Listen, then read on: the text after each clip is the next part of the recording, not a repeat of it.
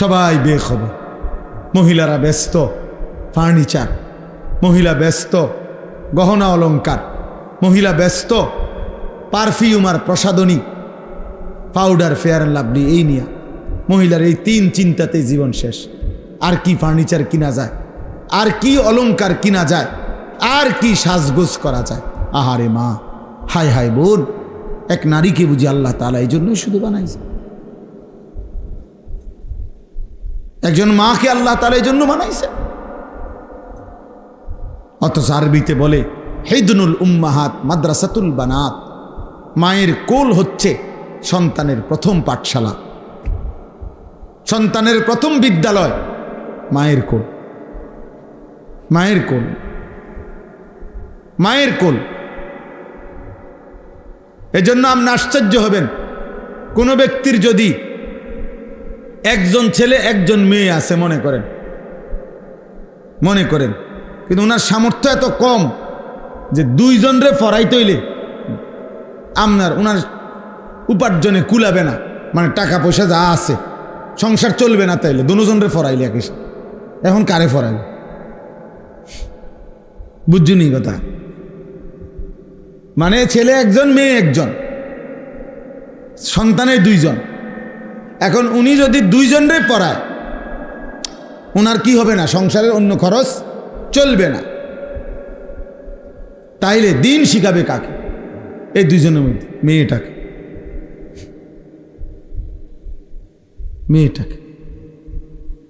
কারণ এই মেয়ে একটি সংসার, এই মেয়ে আগামী দিনে একটা পরিবার, এই মেয়ে আগামী দিনে একটা ঘর।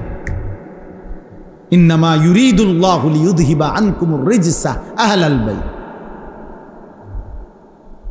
আল্লাহ তাআলা বলছেন, ইমানদার নারী, চরিত্রবান নারী, নামাজি নারী, আমি আল্লাহ তাআলা চাই তার মাধ্যমে তোমাদের পুরুষদের পুরাটা ঘর পবিত্র করে দিতে। এক মেয়ে চরিত্রবান হওয়া, এক মেয়ে দিনদার হওয়া, এক মেয়ে নেককার হওয়া, সেজদাওয়ালা হওয়া, পর্দানশীল হওয়া, শুধু ওই মেয়ের জন্য না, পুরা ফ্যামিলির জন্য এটা জরুরি। আপনি 1000 ছেলের উপরে জরিপ চালান, ওদের সমস্ত সারা দিনের ব্যস্ততার মূল আকর্ষণ নারী।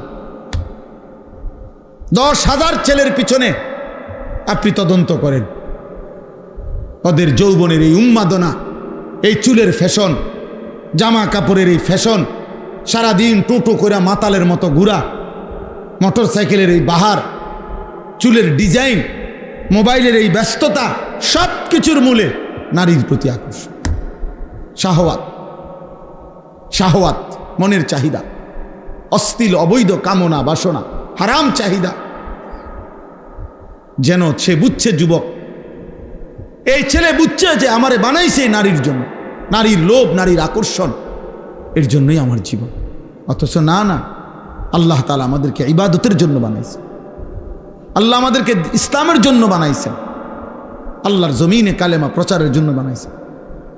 প্রিয় ভাই, একজন ছেলে ভালো হও, একজন। ইমাম সাহেব সালামটা ফিরাইয়া সারে না 2 রাকাত ফরজের জুমার দিন, ওমা তারে এমন শয়তানে কামড়ায়, একটা কামড়ের লগে হেতে বাইরে যায়, একটা কামড়, মানে তার গুড়া কিরমি তার ফেটে এভাবে কামড় দিছে, সাথে সাথে দৌড় দিয়ে বাইরে গেছে। গুড়া কিরমি কামড়ায়, কারণ সে তো আসছে মূলত হাজিরা দিতে। ওই নামাজের জুমার আগের 4 রাকাত সুন্নত, জুমার নামাজের পরে 4 রাকাত সুন্নত, এত কিছু দিয়ে হেড টাইম আছে, এ তো আইসা হাজিরা দিত। মানুষে দেখছে তো, সারছে তো, জানে যায়, মানুষে দেখছে আপনি যে আইয়েন মুসলিম নাই তো 4 রাকাত সুন্নত জুমার নামাজের পরে, এটা ইমাম সাহেবের বাফের সম্পত্তি। কথা বলেন না কেন? এটা যদি সবার জন্য দরকার না হইতো তো ইমাম সাহেব পড়ে কেন? সামনের কাতারের মুসল্লিগুলো পড়ে কেন? বয়স্ক চাচারা পড়ে কেন? ওনারা বেকুব এই কারণে, ওনারা বোকা এই কারণে। তাহলে এই হাজিরা মার্কা নামাজ আখেরাতে কি মিলবে? আমার শায়েখ আল্লামা মুফতি মুশতাকুন নবী সাহেব বলে যে, হে মুসলমান, যেই নামাজ তোমারে মসজিদের থেকে 100 হাত সামনে চা দোকানের আড্ডা, টেলিভিশনের আড্ডা থেকে ফিরাইতে পারল না, সেই নামাজ তোমারে জাহান্নাম থেকে কেমনে ফিরাবে? বুঝাই তো যায় তুমি কি নামাজ পড়ছো, বুঝাই তো যায়, বুঝাই তো যায়। নামাজের মধ্যে যদি ওই যে আপনি লাল কালি দিয়ে যদি ভুল দাগ দেন, তো এরপরে আর সাদা লেখা পাইতেন না, পুরাটাই কি হয়ে যাবে? লাল হয়ে যাবে। আমার এক হুজুর বলছিল, আমি ছাত্রের খাতা কাটছি পরীক্ষার, সিদ্ধান্ত নিয়েছিলাম যে লাল কালি দিয়ে দিয়ে ভুল দাগ দিছি, এক একটা ভুলে 2 নম্বর করে কাটা। হুজুরে বলছিল আর কি, এরকমভাবে আমি খাতা কাটছি। কয়েকটা ছেলের খাতা কাইটা শেষে লাল কালি দিয়ে দিয়ে ভুলটি তো সব দাগ দিছি, পরে যখন গুনছি এবং হিসাব হইল কি যে প্রতি ভুলে কত নম্বর কাটা, পরে গুন্না দেখছি আমি তার থেকে আরো 24 নম্বর পাই ছাত্রের থেকে। তার মানে 62টা ভুল, তো 50 দুগুণে 100 তো গেছেই গা। আরো 12টা ভুলের কারণে আরো 24 নম্বর হুজুরে ফায় হেতে, হয়তো অন্য বিষয়ের থেকে হাওলাত নিতে হবে। মানে ভুলের পরিমাণটা বুঝাইছে আর কি, যে মূল 100 গিয়ে আরো কি 24 আরো রয়েছে ভুল, ওইটা কই থেকে দিব, হয়তো বুঝিয়ে নাই আর। তা আমাদের নামাজের যদি এমন হয়, আখিরাতে কি নেকি মিলবে বলে? কি নেকি মিলবে? কথা তো ছিল, আল্লাহ তাআলা কোরআনে বলছেন নামাজ গুনাহ থেকে ফিরায়, বলছে না? কথা বলেন না কেন? নামাজ গুনাহ থেকে ফিরায় কিনা আল্লাহ বলছে কিনা? ইন্নাস সালাতা তানহা আনিল ফাহশাই ওয়াল মুনকার। তাহলে এখন নামাজ যদি গুনাহ থেকে না ফিরায়, তাহলে বোঝা গেল আল্লাহর কথা, আল্লাহর কথা কোনটা? আপনার কথা সঠিক না আল্লাহর কথা সঠিক? তো তাইলে নিশ্চয় আমার নামাজে ত্রুটি, নিশ্চয় আমার সেজদাতে ত্রুটি। এই জন্য যারা নামাজ পড়ে না তারা তো পড়েই না, আর যারা পড়ে অথচ গুনাহ থেকে বাঁচে না, আপনি খবর নিলে যাচাই করলে দেখবেন তাদের নামাজের মধ্যে শত শত ভুল। এই কারণে ওই নামাজের ওই শক্তি আসে না যে শক্তিতে তাকে গুনাহ থেকে ফিরা। এই জন্য যারা আবার নামাজ পড়ে, আপনাদেরকে বললাম ওযু নামাজ ঠিক করেন। একজন আলেমের সাথে সম্পর্ক ছাড়া আখিরাতের জীবন সুন্দর হবে না। নিজে নিজে মাতবরি করলে হইতো না, ওলামায়ে কেরামের কাছে আসতেই হবে, আলেমে দ্বীনের কাছে আসতেই হবে, আল্লাহকে ভালোবাসতেই হবে, প্রিয় নবী সাল্লাল্লাহু আলাইহি সাল্লামকে ভালোবাসতেই হবে আখিরাত যদি চান। এই আমার শেষ কথা। আমি শুধু যে আয়াতটা পড়ছি এক কথায়, এটার কোনো বেশি ব্যাখ্যা লাগবে না। আমি একটা আপনাদেরকে শুধু মুখে মুখে বলি, আপনারা বুঝবেন। একটা আয়াত পড়ছি সূরা তাওবার, আয়াতের মধ্যে আল্লাহ তাআলা একদিকে মোট 8টা জিনিস বলছে, আরেক দিকে 3টা জিনিস বলছে। একদম সহজ হিসাব। একদিকে আল্লাহ বলছে এইদিকে 8টা, এদিকে 3টা। বলছে এই 8টি জিনিসের প্রতি তোমাদের আগ্রহ আছে, আমি জানি, ভালোবাসা আছে। তা এই 3টি জিনিসের প্রতি তোমাদের ভালোবাসা, যদি এই 8টির ভালোবাসা তোমাদের এই 3টির চাইতে বেশি হয়, তাহলে তোমরা আল্লাহর পক্ষ থেকে আযাব, শাস্তির অপেক্ষা করো। এই কথাইটা এনে বলছে, আপনি একদম সহজে বুঝবেন। আল্লাহ তাআলা বলেন, কুল ইন কানা আবাউকুম, 1 নাম্বার তোমাদের পিতামাতা। পিতামাতার প্রতি মানুষের ভালোবাসা আছে কিনা? কথা বলেন না। এটা হারাম? হারাম না। 2 ওয়া আবনাউকুম, তোমাদের সন্তানদের প্রতি ভালোবাসা। 3 ওয়া ইখওয়ানুকুম, তোমাদের ভাই বেরাদর, ভাই বোন। 4 ওয়া আজওয়াজুকুম, তোমাদের স্ত্রী। 5 ওয়া আশিরাতুকুম, তোমাদের আত্মীয় স্বজন। কয়টা হলো? 5টা। তোমাদের বাবা মা, তোমাদের সন্তানাদি, তোমাদের ভাই বেরাদর, স্ত্রী, তোমাদের আত্মীয় স্বজন। এবার আরো রয়েছে 3টা, 6 ও আমওয়ালুন ইখতারাফতুমুহা, তোমাদের জমানো সম্পদ, যে টাকা পয়সা তোমরা জমাইছ এটার প্রতি তোমাদের আগ্রহ। 7 তিজারাতুন তাখশাউনা কাসাদাহা, তোমাদের ব্যবসা, বেচা কিনা, উপার্জন, যেটা দিয়ে তুমি কর্ম তোমার রোজগার করো, যেটারে তুমি খুব পছন্দ করো, যে আমার এই চাকরিটা, আমার এই ব্যবসাটা, আমার এই দোকানটা যদি আমার শেষ হয়ে যায়, আমার এই ফসলটা যদি নষ্ট হয়, আমার এই উপার্জনটা আমার বিরাট ক্ষতি হয়ে যাবে। আল্লাহ বলেন এই তোমাদের পছন্দের কর্ম যেটা তোমরা করে থাকো। 8 নাম্বার হলো মাসাকিনু তারদাউনাহা, তোমাদের পছন্দের ঘরবাড়ি, যেটা তুমি তিল তিল করে ভরাট করছো, সাজাইছো। এ কয়টা হলো? আর বাদ রয়েছে কি? আমাদের দুনিয়াবি বিষয়ের মধ্যে বাদ আছে কিছু? কিচ্ছু বাদ নেই, সব এখানে আছে। আল্লাহ তাআলা বলেন এবার এদিকে 3টা, আল্লাহর ভালোবাসা, রাসূলুল্লাহ সাল্লাল্লাহু আলাইহি সাল্লামের ভালোবাসা, আল্লাহর রাস্তায় নিজের জান মাল কোরবানি করা, জিহাদ ফি সাবিলিল্লাহ। তো আল্লাহর ভালোবাসা, রাসূলুল্লাহ সাল্লাল্লাহু আলাইহি ওয়াসাল্লামের ভালোবাসা, আল্লাহর পথে নিজের জান মাল উৎসর্গ করার ভালোবাসা, জিহাদ। আল্লাহ বলেন এই 3টা।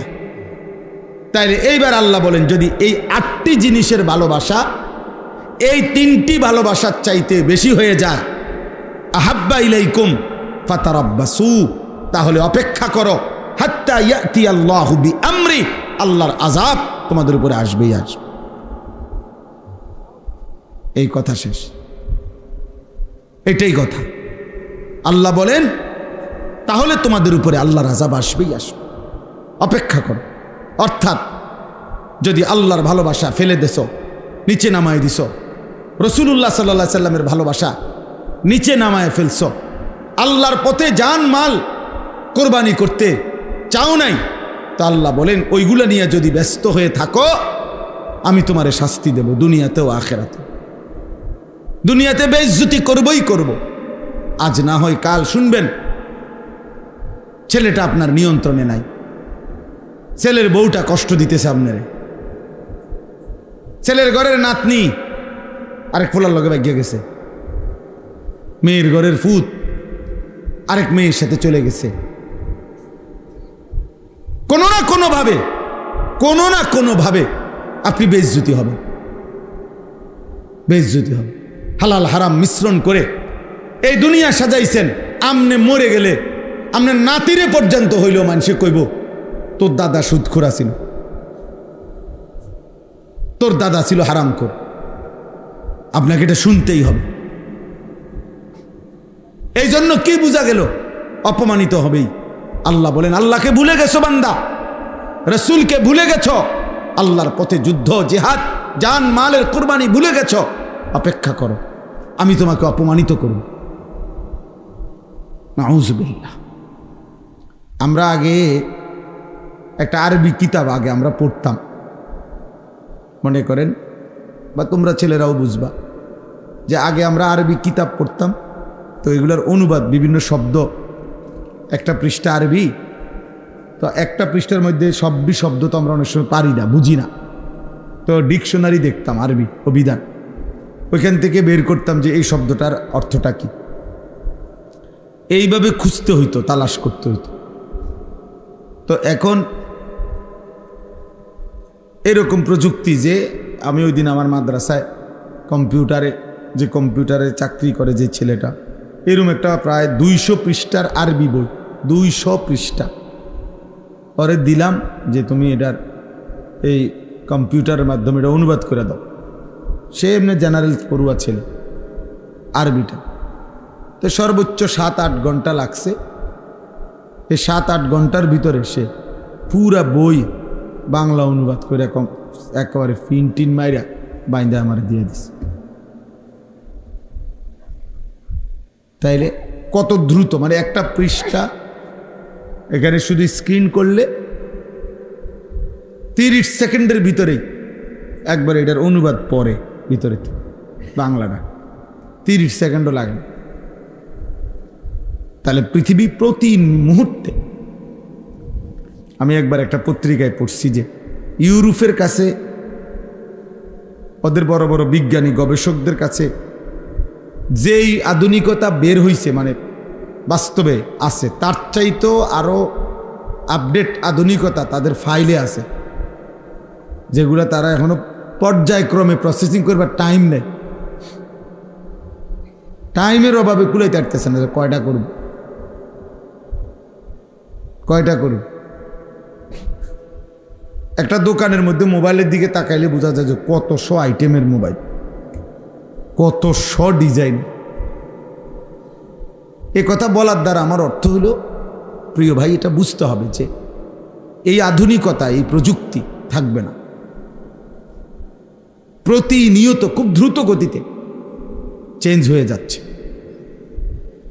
এটা একসময় থাকবে না। কিন্তু প্রশ্ন হলো, চিন্তার বিষয় হলো, ফেসবুকে না থাকবে না, ইউটিউবও থাকবে না, কিন্তু আমি যে গুনাহগুলো করছিলাম, আমি যে নারী দেখলাম, ছবি দেখলাম, নাচ গান দেখলাম, উলঙ্গ দৃশ্য দেখলাম, সেগুলো তো আর কোনোদিন হারাবে না। এই আমার আমলনামার থেকে মুছবে কি? ফেরেশতা যে আমার বাম কাঁধে আমলনামার মধ্যে এটা লিখছে, উঠাইছে, ওইটা মুছবে কে? ওইটা হারাবে কিভাবে? আমাকে তোমাকে নিয়ে তো এই গুনাহগুলো নিয়েই হাসরের ময়দানে দাঁড়াইতে হবে, হাসরের মাঠে দাঁড়াইতে হবে। তাইলে আধুনিকতার অনেক কিছু হয়তো থাকবে না, কিন্তু আমি যেই গুনাহগুলো করছি আর দ্বারা, সেগুলো আমি মুছবো কিভাবে? সেগুলো আমার থেকে হারাবে কিভাবে? ওয়াকুল্লা ইনসানিন আলজামনাহু তায়রাহু আলা উনুকি। আল্লাহ তাআলা বলেন, আমি প্রত্যেক মানুষের আমলনামা তার কাঁধে, তার গর্দানে, কাঁধে ঝুলিয়ে দেব নিজের আমলনামা। এই যে মনে করেন বর্তমানে বিভিন্ন স্কুলে, কিন্ডার গার্ডেনে বাচ্চাদের গলার মধ্যে এরকম ফিতা আইডি কার্ডওয়ালা ঝুলাই দেয় না? তাহলে এটা দেখলেই, হাতে নিলেই দেখা যায় বাচ্চা এটার নাম কি, ঠিকানা, এই যে কান্দে গলার মধ্যে ঝুলাই দেয়। তা আল্লাহ তাআলা বলেন, তার আমলনামাও আমি এরকম ঝুলাই দেব, ঝুলিয়ে দেব। ইয়াউমা তুবলাস সারাইর। আল্লাহ তাআলা বলেন, অন্তরের গভীরে যেই কথাগুলো ছিল সেগুলো হাসরের ময়দানে আমি খুলে দেব। পৃথিবীর কেউ জানে নাই, কিন্তু আজকে তোমার অন্তরের যে জল্পনা কল্পনা, একটা নারী দেখে, অশ্লীল দৃশ্য দেখে, রাস্তার বেহায়া বেপর্দা মেয়ে দেখে তুমি যা ভাবছিলা, হয়তো পৃথিবী তো কেউ শুনে নাই, জানে নাই। রব্বুল আলামিন বলে, হাসরের ময়দান আমি তা খুলে দেব, তুমি দেখবা। ওয়াজাদু মা আমিলু হাদিরা। তোমরা যা করেছ, আল্লাহ বলে, সব তোমরা তোমাদের সামনে উপস্থিত দেখতে পাবে, লিখিত, সব দেখতে পাবে, সব। আল্লাহ তাআলা, আমি আয়াতটা শুনাই আপনাকে।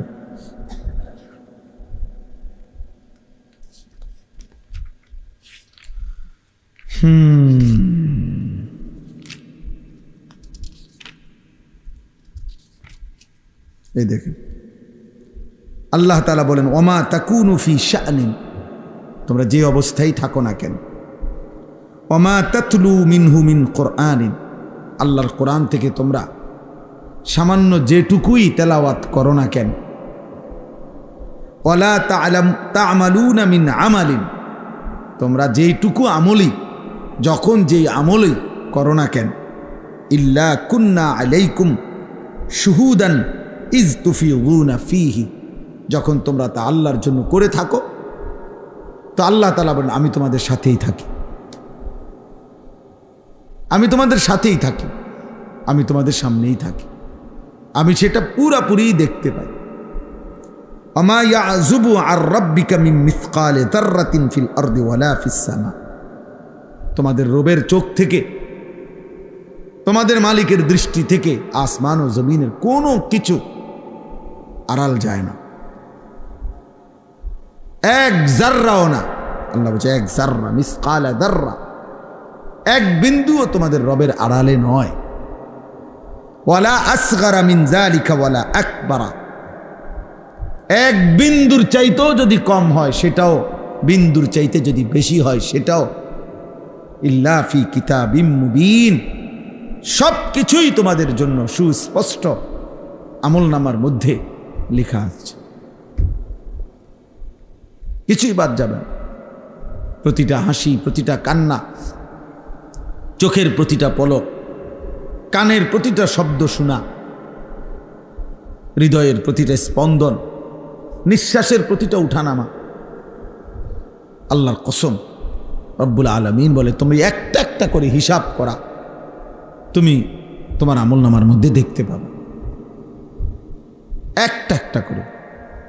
মোট হাসি দিছো এতবার, কাঁদছো এতবার, হাত উঠাইছো উপরে এতবার, নিচে নামাইছো এতবার, চোখের পলক পড়ছে এতবার, নিঃশ্বাস উঠানামা করছে এতবার। আল্লাহ বলেন আমি এটার হিসাব দেব, আমার ফেরেশতা এটার হিসাব দেব, এবং প্রতিটা নিঃশ্বাসের সাথে লিখে দিবে এটা নেক কাজে, এটা গুনার কাজে, এটা গুনাহের কাজে। এই নিঃশ্বাসটা গেছে রব আপনাকে সেজদা দিতে দিতে, এই নিঃশ্বাসটা গেছে নারীর অশ্লীল ছবি দেখতে দেখতে। কারণ আমরা যেই অবস্থায় থাকি, ইবাদত কিংবা গুনাহ, আমাদের নিঃশ্বাস আসা যাওয়া করে কি না? নাই তো হে মারাই যাবে। নিঃশ্বাস যদি বন্ধ হয়ে যায় মারা যাবে না? তাহলে আমরা যেই অবস্থায় আছি আমাদের নিঃশ্বাস উঠানামা করে। মা মিন ইমরিইন নাফাসা ইল্লা কুতিবা, আল্লাহর নবী সাল্লাল্লাহু আলাইহি ওয়াসাল্লাম বলেন তোমাদের প্রত্যেকটি নিঃশ্বাস লেখা হয়, প্রতিটা নিঃশ্বাস ফেরেশতা লিখে, ইম্মা ফি তাআতিন ওয়া ইম্মা ফি মাসিয়াত।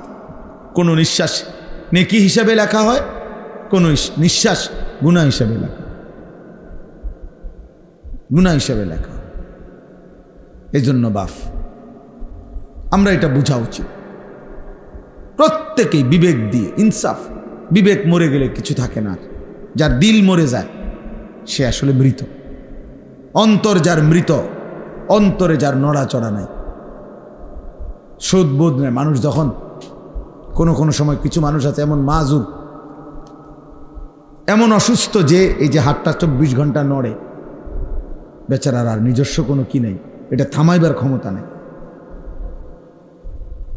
কোনো মানুষের অন্তর কখনো এমন হয় যে নাফরমানি করতে করতে, আল্লাহর অবাধ্য হইতে হইতে বিবেক, অনুভূতি একদম মরে যায়। ফলে আর বছরের পর বছর আল্লাহর নাফরমানি করার পরেও হৃদয়ের মধ্যে, কলিজার মধ্যে একটু জ্বলন অনুভব হয়, অস্থিরতা আসে না, ব্যথা আসে না। এটা বহুত বড় লানত, বহুত বড় আফসোস, বহুত বড় আফসোস। দিনের পর দিন মিথ্যা বলতেছে, চুরি করতেছে, জিনা করছে, ব্যভিচার করতেছে, সুদ খাইতেছে, ঘুষ নিতেছে, কিস্তি করতেছে। 60 বছর স্বাভাবিকভাবে বিড়ি খাইতেছে, সিগারেট খাইতেছে, সকালে রাতে প্রকাশ্যে, রাস্তায়, বাজারে, দোকানে, বেডুইতের সামনে, বেডুইতের সামনে, ফলাইনের সামনে। হ্যাঁ, এটা কি ধরনের বুড়া মানুষ আমি বুঝি না। আমার কাছে খুব অবাক লাগে যে এটা কি ডকের বুড়া মানুষ। এটা মুসলমান কি জাতের মুসলমান? এটা এবারটার কাছে বুঝি কোনো জায়গায় এটা গুনাহ মনে হয় না। যখনই মন চাইছে বিড়ি খুলে ধরাইছে, খাইতে আছে, বা বেউকুফ, আশ্চর্য মতো। টয়লেটে খাইতো না, কই খাইতো?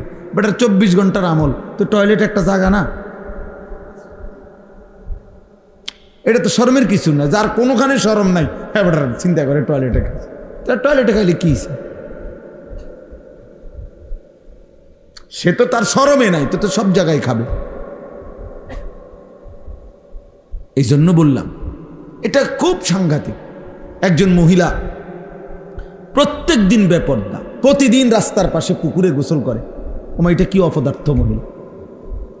এই মহিলা তো মহিলা বলতে কিছু নাই। আর এক নারীর শরীরে যে হায়া সৃষ্টিগতভাবে লজ্জা আল্লাহ তাআলা পুরুষের চাইতে বেশি দিয়ে নারীকে তৈরি করছে। নারী মানেই লাজুক, নারী মানেই লজ্জাশীলা নারী। ওই পাতা, এটারে কেন লজ্জাবতী পাতা কয়? ওই যে একটা পাতা আছে না, একটা হাত ছুইলেই একটু লাগলেই আস্তে গুটায় যায়, আস্তে মিশে যায়। আগে এগুলা খুব ছিল, আমরা স্কুলে পড়তে খুব মজা পাইতাম। এগুলা ইচ্ছা করে গিয়ে হাত লাগাইতাম, মানে দেখতে ভালো লাগতো এটা। তো নারী মানেই লজ্জাশীল, নারী মানে হায়া, শরম, লজ্জা, শালীনতা, এটা তার সৃষ্টির মধ্যে আল্লাহ দিছেন। সেই নারী যখন বেপর্দা হয়, বেহায়া হয়, চরিত্রহীন হয়, তো এইটা বেশি দুর্গন্ধ ছড়ায়। এই জন্য আশ্চর্য হবেন, কোরআন কি বিজ্ঞচিত আল্লাহ তাআলা বলছে, পুরুষ এবং নারী যদি জিনা করে, ব্যভিচার করে, তো পুরুষ তো হায়া কম করতে পারে, কিন্তু নারীর শরীরে লজ্জা, হায়া তো আল্লাহ তাআলা অত্যধিক মাত্রায় দিছিলেন। যেই নারী সেই লজ্জার বাঁধন ছিঁড়ে ফেলছে, হায়াত ছুটায় ফেলছে, ও পুরুষের চাইতে নিকৃষ্ট। এই জন্য আল্লাহ তাআলা কোরআনে ব্যভিচারী নারী পুরুষের শাস্তির কথা বলতে গিয়ে প্রথম নারীর কথা উল্লেখ করছে, আয-যানিয়াতু ওয়াজ-যানি। বুঝাইতে চাইছে যে পুরুষের দ্বারা হইল, এই নারীর দ্বারা তো এটা হওয়ার কথা না, এক নারীর দ্বারা তো এটা হওয়ার কথা না, এক মহিলার দ্বারা, এক মেয়ের দ্বারা তো এটা হওয়ার কথা না। কিন্তু সেই অসভ্য মেয়ে নারী যখন নিজের স্বাভাবিক সৃষ্টিগত জন্মগত লজ্জাটাকেই যখন শেষ করে ফেলছে, ও কতটা নিকৃষ্ট।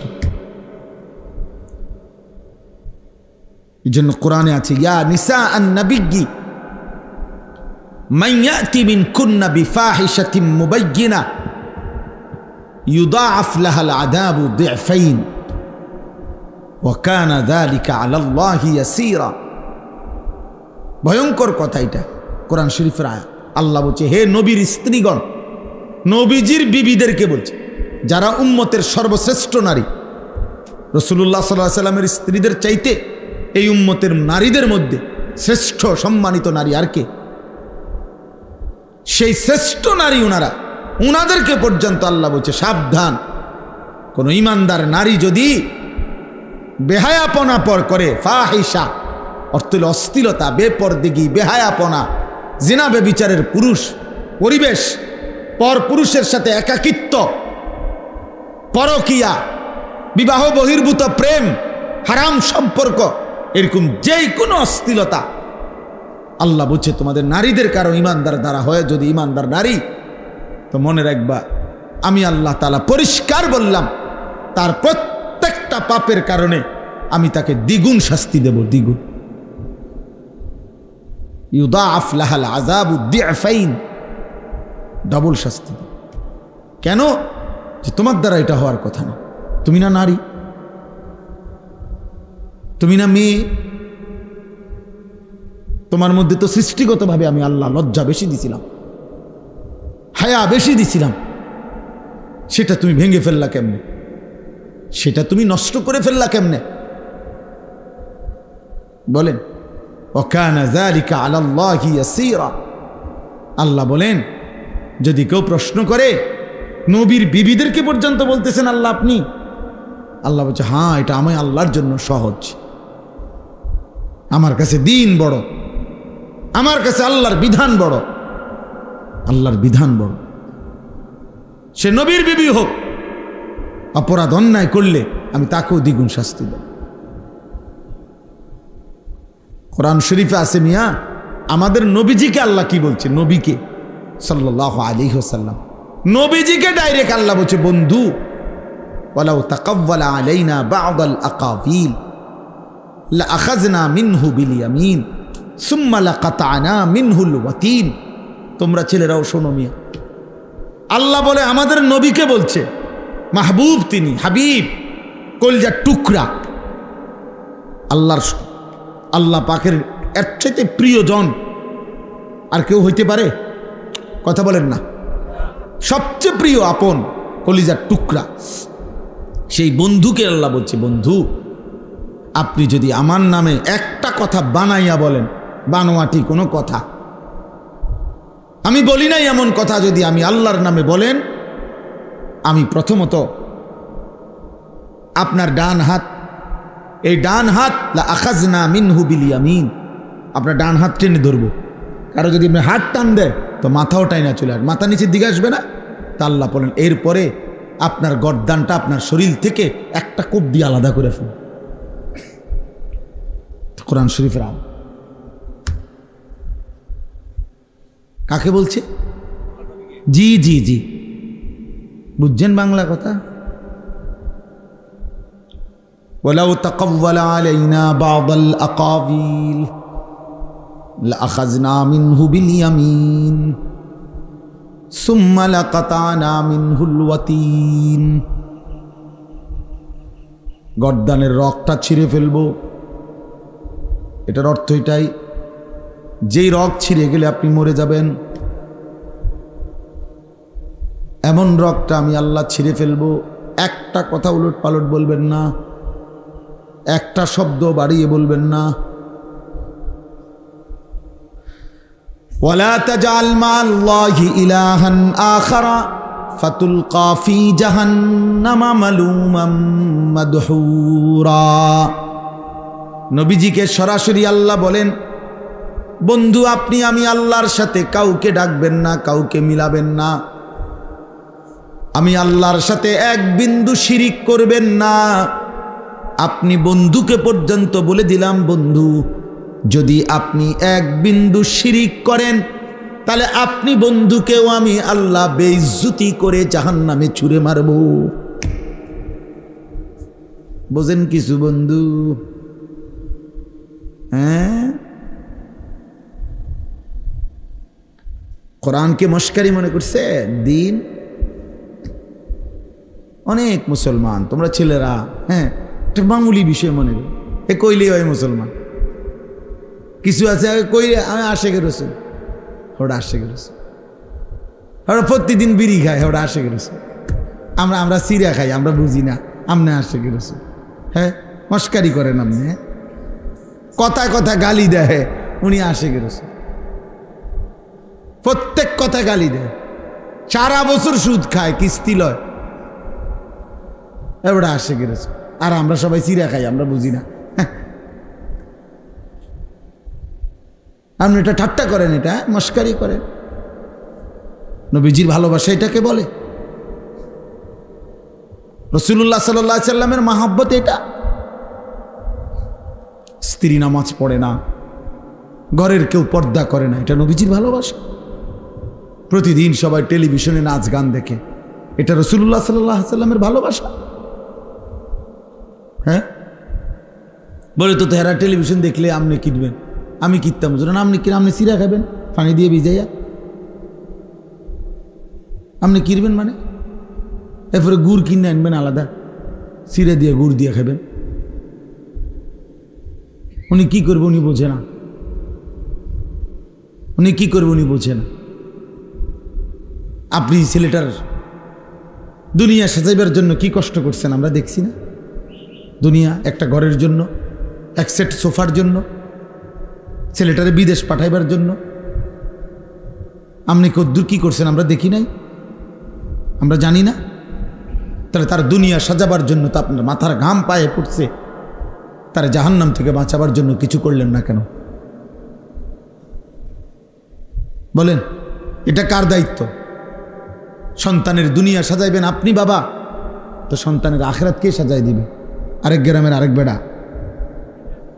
তাইলে বলেন ইনসাফ কি বলে?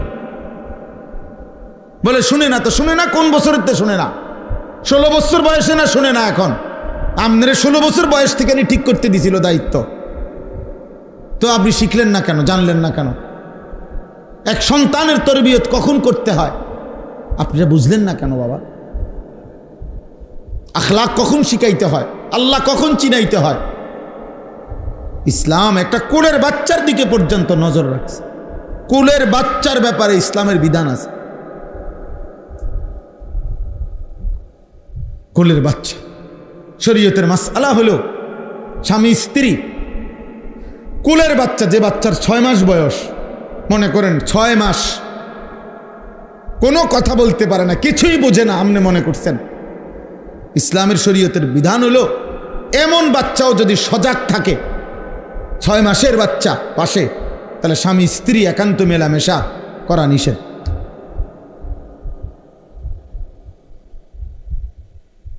ছয় মাসের বাচ্চা হোক সে, কারণ তার নজর আছে, তো এই নজরের উপরে প্রভাব বিস্তার করে। একদিন আপনি কি মনে করেন, দীর্ঘদিন যাবৎ অনাদরে অবহেলায়, সেই ছোট্টবেলার থেকে তাকে অনাদরে আর অবহেলায় আপনি বড় করছেন, আজকে 16 বছর বয়সে এই অপদার্থ আর 1 ওয়াক্ত নামাজও পড়ে না। এটা কি আজকের থেকে শুরু হয়েছে? বলে না হুজুর, আমি 12 বছর পর্যন্ত, 14 বছর পর্যন্ত তারা আমি নামাজ পড়াইছি, আজ যা 6 মাস হয় আর 1 ওয়াক্ত নামাজ পড়ে না, এমন? তাহলে 6 বছর বয়সে তো তার ঘাড় এখন যেরকম মোটা আমি দেখায়, 6 বছর বয়সে তো তার ঘাড় এত মোটা ছিল না। 8 বছর বয়সে তো তার এমন ঘাড় মোটা ছিল না। 18 বছর বয়স দেখে না জালেম অহংকার করে, 6 বছরে তো কথা তো ছিল ওই সময় দিন শিখানো। আল্লাহ নবী সাল্লাল্লাহু আলাইহি সাল্লাম তো বলছে 7 বছর বয়সে নামাজ পড়াও, 10 বছর বয়সে নামাজ না পড়লে শাসন করো, আঘাত করো। 10 বছরের বাচ্চাকে পৃথক শুইতে দাও, নবীজি বলছে ওয়াফাররিকু বাইনাহুম ফিল মাদাজি'। 10 বছরের 2 ভাইকে একসাথে শুইতে দিবা না, 10 বছরের 2 ভাই বোনকে আপন হোক একসাথে, পরিষ্কার হাদিস। আজকে বিয়া স্বাস্থ্য ভাই, জ্যাঠ তো বোন, বা সাফ হুয়া তো ভাই, তামান্ডিরে এক লোক হতাই দিছে, উত্তালা সব রাইতে না কদ্দুর, রাইত কদ্দুর এমনি এমনি যাইব গা গফ করতে করতে। তোরা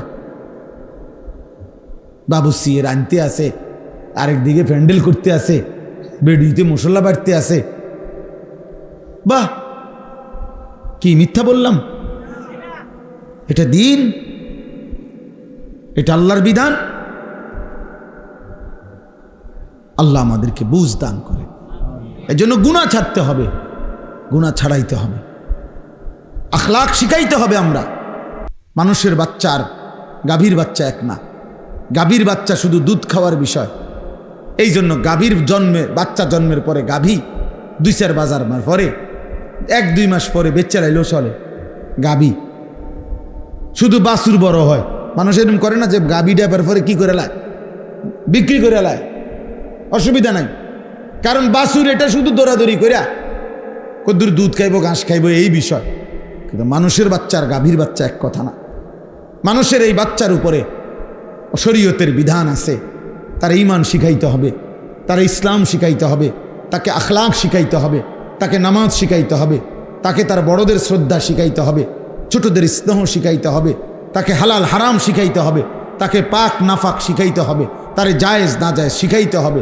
এই জন্য আল্লাহ তাআলা মাথার উপরে বাবা, মা, বড় ভাই, বড় বোন, দাদা, দাদি, নানা, নানি, চাচা, মামা, ফুফা, খালু, এতগুলো মানুষ তার মাথার উপরে অভিভাবকের মতো ছায়া থাকতে সে এমন নষ্ট হলো কেন?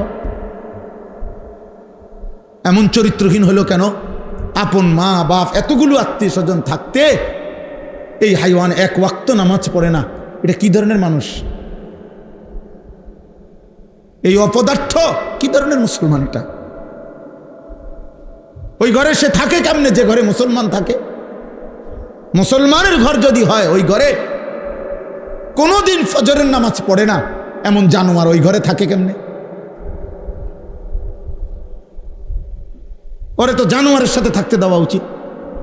ওরে তো গরু ছাগল যে ঘরে থাকে ওই ঘরে থাকতে দেখা উচিত, যে বেটা নামাজ পড়ে না যেগুলো, এগুলো ওই ঘরে থাকে, তুই সেখানে থাক।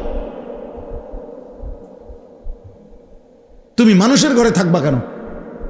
মানুষ তো আল্লাহকে সেজদা করে, মানুষকে তো আল্লাহ বানাইছেনই সেজদার জন্য, ইবাদতের জন্য বানাইছে না? বলেন না কেন? তাহলে বলে ভাবতে শিখেন, বুঝতে শিখেন, একজনই দায়িত্ব পালন করেন। এত মামুলি না আখিরাত, এত খামখেয়ালি না।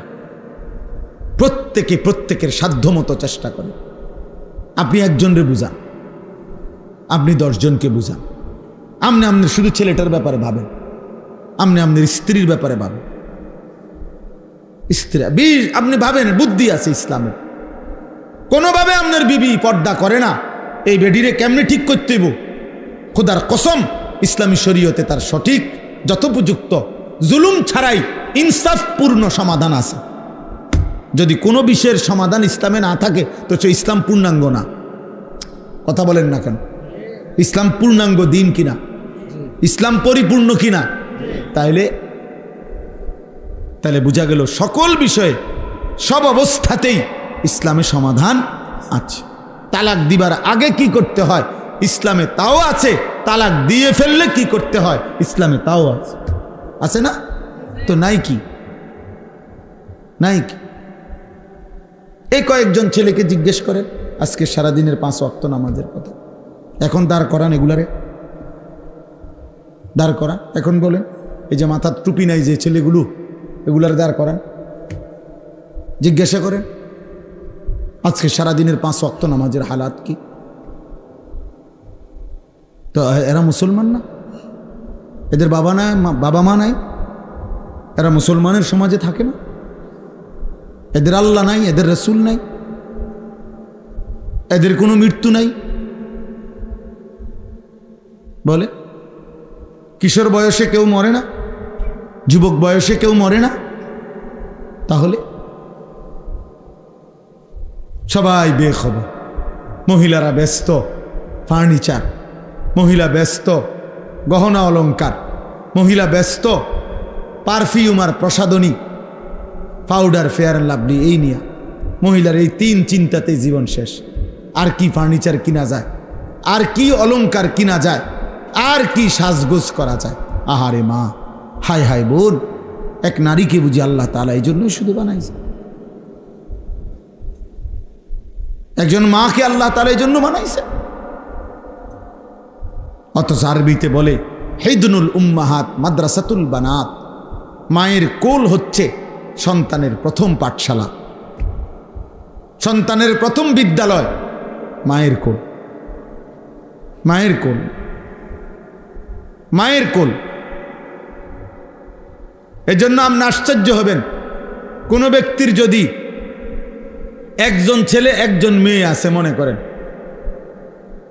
করেন, কিন্তু ওনার সামর্থ্য এত কম যে 2 জনরে ফরাইতে হইলে ওনার উপার্জনে কুলাবে না, মানে টাকা পয়সা যা আছে সংসার চলবে না, তাইলে 2 জনরে ফরাইলে একই।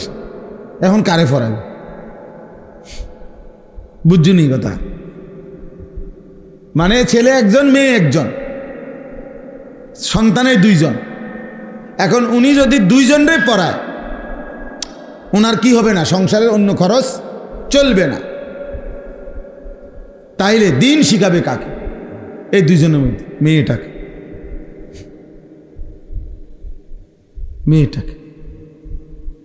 কারণ এই মেয়ে একটি সংসার, এই মেয়ে আগামী দিনে একটা পরিবার, এই মেয়ে আগামী দিনে একটা ঘর।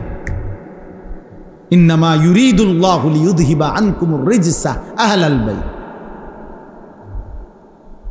আল্লাহ তাআলা বলছেন ঈমানদার নারী, চরিত্রবান নারী, নামাজি নারী, আমি আল্লাহ তাআলা চাই তার মাধ্যমে তোমাদের পুরুষদের পুরাটা ঘর পবিত্র করে দিতে।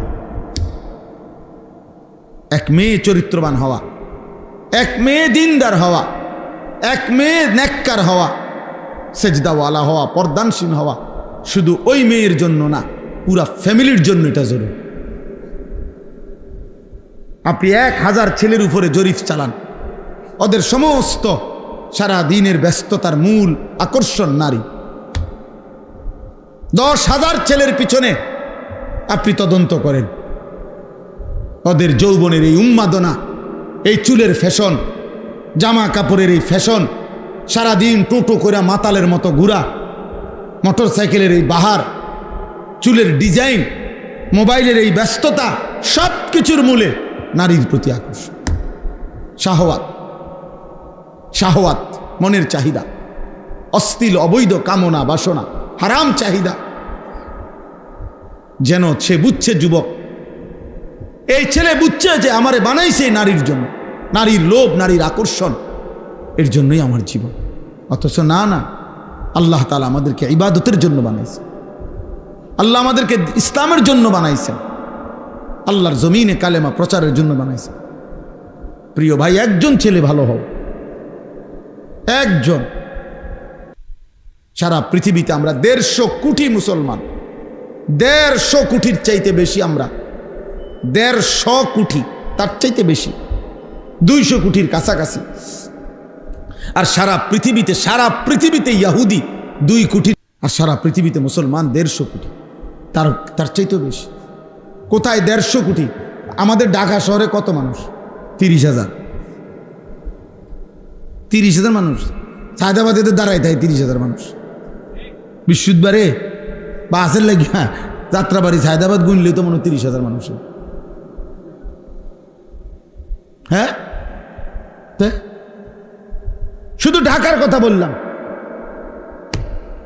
তাহলে সারা পৃথিবীর এত কোটি কোটি মুসলমান, আমাদের চোখের সামনে মাত্র 1 কোটির চাইতে কম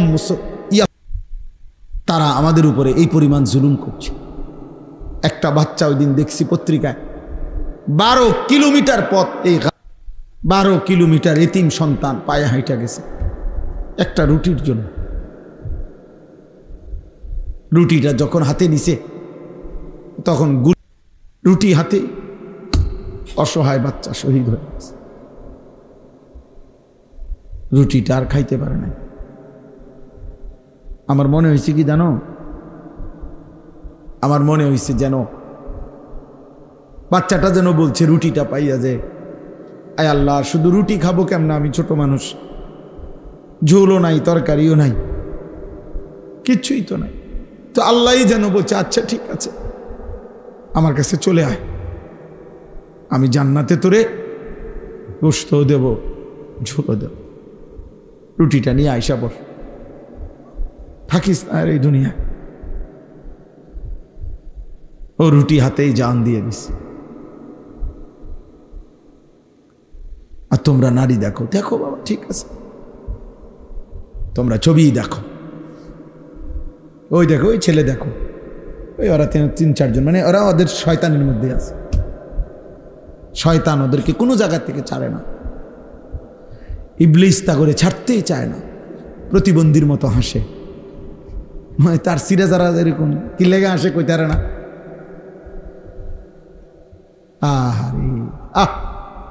জানেও না তো, একটা সেজদা যার কলিজায় নাই, যার কপালে নাই, ও আল্লাহরে চিনবে কোত্থেকে? ও মুমিনের কষ্ট বুঝবে কিভাবে? ও মুসলমানের রক্ত বুঝবে কিভাবে? ও তো জানে শুধু মোবাইল, ও তো জানে শুধু নারী ছবি, ও কি বুঝবে? এই জন্য আজকে আমাদের নবী সাল্লাল্লাহু আলাইহি ওয়াসাল্লাম 1450 বছর আগে নবীজি বলছেন,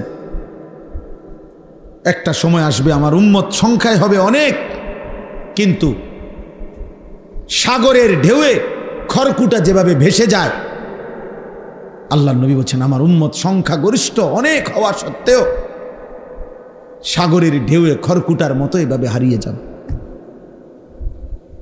গোসা উনকা গোসা ইসাইল, আল্লাহর নবী সাল্লাল্লাহু আলাইহি সাল্লাম বলছে। নবীজি বলছে, শোনো বেটা, ইউশিকুল উমামু আন তাদাআ আলাইকুম কামা তাদাআল আকালাতু ইলা কাসআতিহা।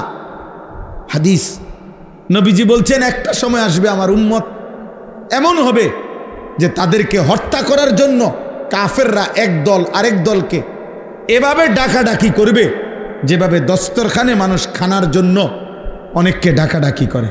জয় ভাই আপনি বসেন, আইন আমার লগে বসেন, ভাই এদিক দিয়ে বসেন, এদিক দিয়ে।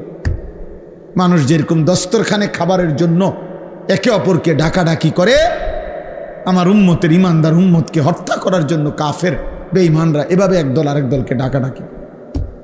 খোদার কসম, এটা হাদিস, বুঝছো বাবা? যেদিন আযাব তোমার কাঁধে আসবে অথবা তোমার সন্তান, অথবা তোমার পরবর্তী জেনারেশন, সেদিন বুঝবা ভাইয়া। এইভাবে ডাকাডাকি করে মারবে। আজকে প্রত্যেকটা বোমার উপরে টাইলের এই বেঈমানরা একটা গাজা, একটা সিটি সমান করে ফেলছে। একটা বাড়ি, একটা ভবন নাই।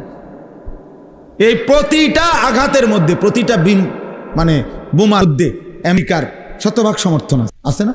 বলে একটা কাফের তো নাই, সব নারাজ আছে, এরকম কেউ নাই, সব তলে তলে উর্ফি দিয়ে আপনি বিবৃতি দেয়।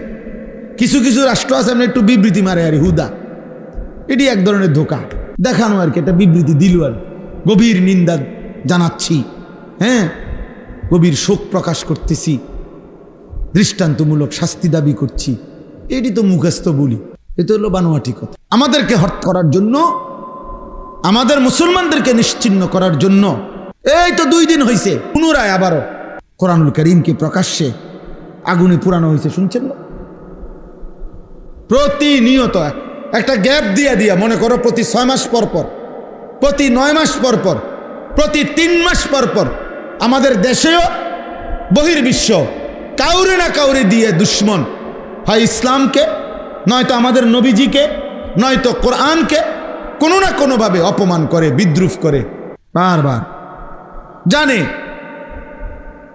এই জাতির অপদার্থ যুবক নড়বে না।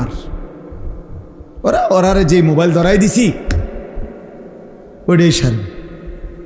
তোমরা জানো ছেলেরা, গোটা পৃথিবীতে ইসরায়েলের কোনো নামি দামি কোটি পারমাণবিক শক্তিধর দেশ, পৃথিবীর সবচেয়ে বেশি সম্পদ ইয়াহুদিদের কাছে। সারা পৃথিবীর সবচেয়ে বড় সংবাদপত্রের যত কিছু, সারা পৃথিবীর যত ব্যবসা, যত মাল্টিন্যাশনাল কোম্পানি, সব কিছুতে সবচেয়ে বেশি সম্পদের অধিকারী। ওইখানে দিবা রাত্রি 24 ঘন্টায় 1 মিনিট কর্ম অফিস বন্ধ হয় না পৃথিবীতে। ইসরায়েল এই রাজধানী যে তেল আবিব, ওইখানে কখনো রাত হয় না। ওদের ওইখানে এটা তাদের কথা হইলো, আমাদের এই শহরে কখনো কি হয় না, রাত হয় না। মানে শিফটে কোনো না কোনো গ্রুপ ডিউটি করতেছে, কাজ করতেছে। মনে করেন এখন একটা টাইম, যেমন এখন মনে করেন আমাদের ঢাকার সমস্ত অফিস আদালত বন্ধ, এই মুহূর্তে বন্ধ না, আবার কালকে সকালে খুলবো। কথা বুঝেন নাই না? তাদের এমন হয় না।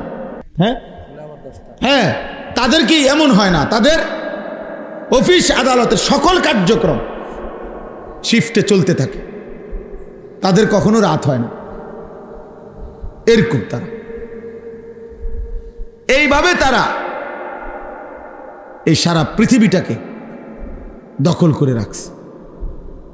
সব তারা এর ভেতর দিয়েই আমাদের উপরে প্রতিনিয়ত জুলুম করছে। সব সময় ইসলামকে বিদ্রুপ করে, কোরআনকে বিদ্রুপ করে। এই বাংলাদেশেও প্রায় সময় একটু পর পর ওই যে অমুক হিন্দু, অমুক নাস্তিক, অমুক ব্যক্তি রাসূলুল্লাহ সাল্লাল্লাহু আলাইহি সাল্লামকে অপমান করে, বিদ্রুপ করে। কারণটা কি? কারণটা কি? আমাদের ঈমান যাচাই করে। ওরা জানে আমাদের যুবক আর নড়বে না, ও মোবাইল দেখে, ও নারী দেখেই জীবন পার করে দিস, ও ছবি দেখতে দেখতে রাত শেষ, ও উলঙ্গ দৃশ্য দেখতে দেখতে রাত শেষ। আল্লাহ আমাদেরকে হেফাজত করেন, আল্লাহ তাআলা আমাদেরকে হেফাজত করেন। আমাদের এটা ভাবা উচিত। আমরা রাত দিন চিন্তা করি, সারাদিন ভাবি কি করা যায়, আর কি করতে পারি, আর কি করা যায়। আলহামদুলিল্লাহ, চেষ্টা করা উচিত। এই নজরুল আমি এমনি বলতেছি, ওরে আমি কত সময় কত ধমকাই একটা মজলিসের জন্য, এই একটা ইসলাহী মজলিস চালু রাখার জন্য আমারে কত বিরক্ত করে দিন রাত। কিন্তু ফিকির আছে যে 2টা মানুষই শুনুক। এই আপনারা কয়েকজন মানুষ তিল তিল করে কষ্ট করে আলহামদুলিল্লাহ একটা ছোট মসজিদের জায়গার ব্যবস্থা হয়েছে, এরপর একটা বড় জায়গার ব্যবস্থা হয়েছে। এখন আমার ওই দিন শুনাইতে আছে যে কোন আল্লাহর বান্দারা বাহ মাদ্রাসা করে দিবে, মসজিদ হবে, মাশাআল্লাহ। কেউ ভাবছে এরকম? কেউ কল্পনা করছো তুমি? নাহি। আশ্চর্য, আলহামদুলিল্লাহ, আল্লাহ বরকত দান করে। কালকে জুমার নামাজের পরে, ভাই নজরুল শুনো, কালকে জুমার নামাজের পরে আমার ঢাকার মসজিদে 2 ছেলে আসছে।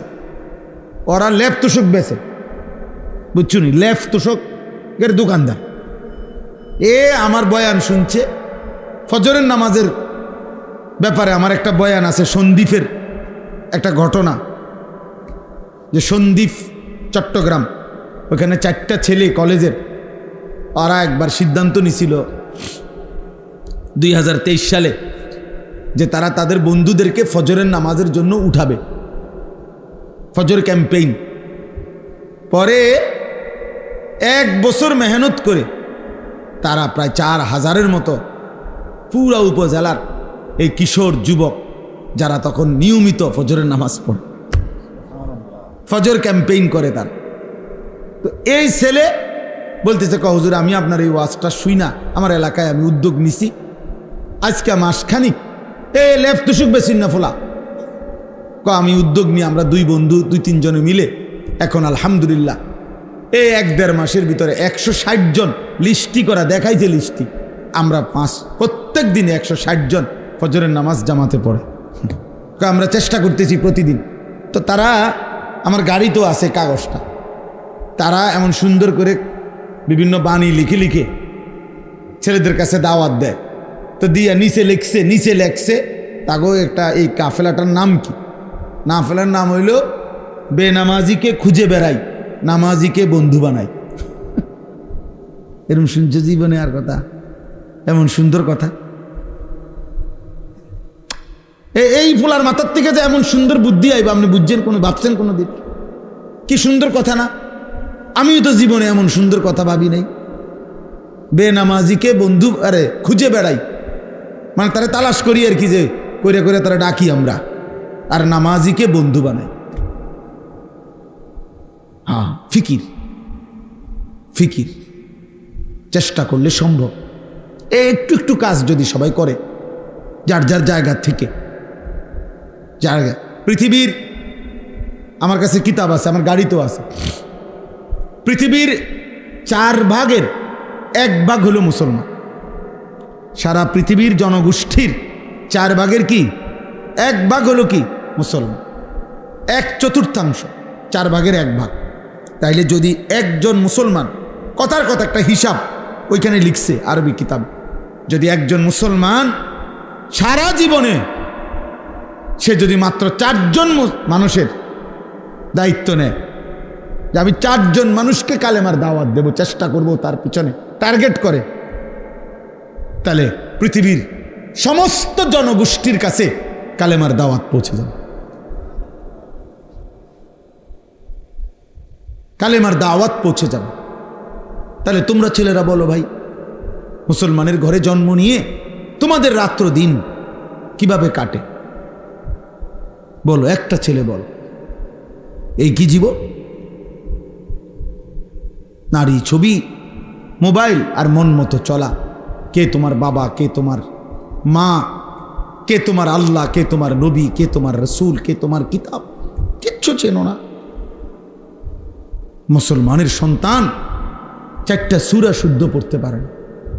মুসলমানের সন্তান ওযু নামাজের ফরজটুকু আদায় করতে জানে না। শুক্রবারে আসে আর কি, আমরা বুঝি না, মসজিদে ঢোকে বাইর হয়, তামসা আর কি এর নামাজ, পারলে না পড়তো নামাজ, পারলে না পড়তো। মানুষে খারাপ করবো, মন্দ সন্দ বলবে যে তে এমন অজাত, কত শুক্রবারও আইয়ে না মসজিদ, এই শরমে আসে যায় আর ও দেখছে তো, মানুষে দেখছে নাই তো। ইমাম সাহেব সালামটা ফিরাইয়া সারে না, 2 রাকাত ফরজের জুমার দিন, ওমা তারে এমন শয়তানে কামড়ায়, একটা কামড়ের লগে হেতে বাইরে যায়, একটা কামড়, মানে তার গুড়া কিরমি তার পেটে এভাবে কামড় দিছে, সাথে সাথে দৌড় দিয়ে বাইরে গেছে। গুড়া কিরমি কামড়ায়, কারণ সে তো আসছে মূলত হাজিরা দিতে। ওই নামাজের জুমার আগের 4 রাকাত সুন্নত, জুমার নামাজের পরে 4 রাকাত সুন্নত, এত কিছু দিয়ে হেড টাইম আছে, এ তো আইসে হাজিরা দিত। মানুষে দেখছে তো, সারছে তো, জানে যায়, মানুষে দেখছে আপনি যে আইয়ের মুসলিম নাই তো 4 রাকাত সুন্নত জুমার নামাজের পরে, এটা ইমাম সাহেবের বাপের সম্পত্তি। কথা বলেন না কেন? এটা যদি সবার জন্য দরকার না হইতো তো ইমাম সাহেব পড়ে কেন? সামনের কাতারের মুসল্লিগুলো পড়ে কেন? বয়স্ক চাচারা পড়ে কেন? ওনারা বেকুব এই কারণে, ওনারা বোকা এই কারণে। তাহলে এই হাজিরা মার্কা নামাজ আখেরাতে কি মিলবে? আমার শায়েখ আল্লামা মুফতি মুশতাকুন নবী সাহেব বলে যে, হে মুসলমান, যেই নামাজ তোমার মসজিদের থেকে 100 হাত সামনে চা দোকানের আড্ডা, টেলিভিশনের আড্ডা থেকে ফিরাইতে পারলো না, সেই নামাজ তোমারে জাহান্নাম থেকে কেমনে ফিরাবে? বুঝাই তো যায় তুমি কি নামাজ পড়ছো, বুঝাই তো যায়, বুঝাই তো যায়। নামাজের মধ্যে যদি ওই যে আপনি লাল কালি দিয়ে যদি ভুল দাগ দেন, তো এরপরে আর সাদা লেখা পাইতেন না, পুরাটাই কি হয়ে যাবে? লাল হয়ে যাবে। আমার এক হুজুর বলছিল, আমি ছাত্রের খাতা কাটছি পরীক্ষার, সিদ্ধান্ত নিয়েছিলাম যে লাল কালি দিয়ে দিয়ে ভুল দাগ দিছি, এক একটা ভুলে 2 নম্বর করে কাটা। হুজুরে বলছিল আর কি, এরকমভাবে আমি খাতা কাটছি। কয়েকটা ছেলের খাতা কাইটা শেষে লাল কালি দিয়ে দিয়ে ভুলটি তো সব দাগ দিছি। পরে যখন গুনছি এবং হিসাব হইল কি যে প্রতি ভুলে কত নম্বর কাটা, পরে গুন্না দেখছি আমি তার থেকে আরো 24 নম্বর পাই ছাত্রের থেকে। তার মানে 62টা ভুল, তো 50 দুগুণে 100 তো গেছেই গা। আরো 12টা ভুলের কারণে আরো 24 নম্বর হুজুরে ফায় হেতে, হেতে অন্য বিষয়ের থেকে হাওলাত নিতে হবে। মানে ভুলের পরিমাণটা বুঝাইছে আর কি, যে মূল 100 গিয়ে আরো কি 24 আরো রয়েছে ভুল, ওইটা কই থেকে দিব, হয়তো পুঁজিয়ে নাই আর। তা আমাদের নামাজের যদি এমন হয়, আখেরাতে কি নাকি মিলবে বলে? কি নাকি মিলবে? কথা তো ছিল, আল্লাহ তাআলা কোরআনে বলছেন নামাজ গুনাহ থেকে ফিরায়, বলছে না? কথা বলেন না কেন? নামাজ গুনাহ থেকে ফিরায় কিনা আল্লাহ বলছে কিনা? ইন্নাস সালাতা তানহা আনিল ফাহশাই ওয়াল মুনকার। তাহলে এখন নামাজ যদি গুনাহ থেকে না ফিরায়, তাহলে বোঝা গেল আল্লাহর কথা, আল্লাহর কথা কোনটা? আপনার কথা সঠিক না আল্লাহর কথা সঠিক? তো তাইলে নিশ্চয় আমার নামাজে ত্রুটি, নিশ্চয় আমার সেজদাতে ত্রুটি। এই জন্য যারা নামাজ পড়ে না তারা তো পড়েই না, আর যারা পড়ে অথচ গুনাহ থেকে বাঁচে না, আপনি খবর নিলে যাচাই করলে দেখবেন তাদের নামাজের মধ্যে শত শত ভুল। এই কারণে ওই নামাজের ওই শক্তি আসে না যে শক্তিতে তাকে গুনাহ থেকে ফিরাবে। এই জন্য যারা আবার নামাজ পড়ে, আপনাদেরকে বললাম ওযু নামাজ ঠিক করেন। একজন আলেমের সাথে সম্পর্ক ছাড়া আখেরাতের জীবন সুন্দর হবে না। নিজে নিজে মাতবরি করলে হইতো না, ওলামায়ে কেরামের কাছে আসতেই হবে, আলেমে দ্বীনের কাছে আসতেই হবে, আল্লাহকে ভালোবাসতেই হবে, প্রিয় নবী সাল্লাল্লাহু আলাইহি সাল্লামকে ভালোবাসতেই হবে আখেরাত যদি চান। এই আমার শেষ কথা। আমি শুধু যে আয়াতটা পড়ছি এক কথায়, এটার কোনো বেশি ব্যাখ্যা লাগবে না। আমি একটা আপনাদেরকে শুধু মুখে মুখে বলি, আপনারা বুঝবেন। একটা আয়াত পড়ছি সূরা তাওবার, আয়াতের মধ্যে আল্লাহ তাআলা একদিকে মোট 8টা জিনিস বলছে, আরেক দিকে 3টা জিনিস বলছে। একদম সহজ হিসাব। একদিকে আল্লাহ বলছে এইদিকে 8টা, এদিকে 3টা। বলছে এই 8টি জিনিসের প্রতি তোমাদের আগ্রহ আছে, আমি জানি, ভালোবাসা আছে। তা এই 3টি জিনিসের প্রতি তোমাদের ভালোবাসা, যদি এই 8টির ভালোবাসা তোমাদের এই 3টির চাইতে বেশি হয়, তাহলে তোমরা আল্লাহর পক্ষ থেকে আযাব, শাস্তির অপেক্ষা করো।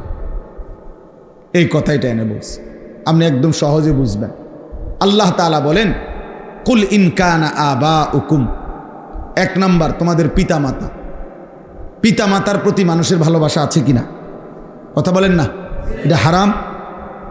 হারাম না। 2, ওয়া আবনাউকুম, তোমাদের সন্তানদের প্রতি ভালোবাসা। 3, ওয়া ইখওয়ানুকুম, তোমাদের ভাই বেরাদর, ভাই বোন। 4, ওয়া আজওয়াজুকুম, তোমাদের স্ত্রী। 5 ওয়া আশিরাতুকুম, তোমাদের আত্মীয় স্বজন। কয়টা হলো?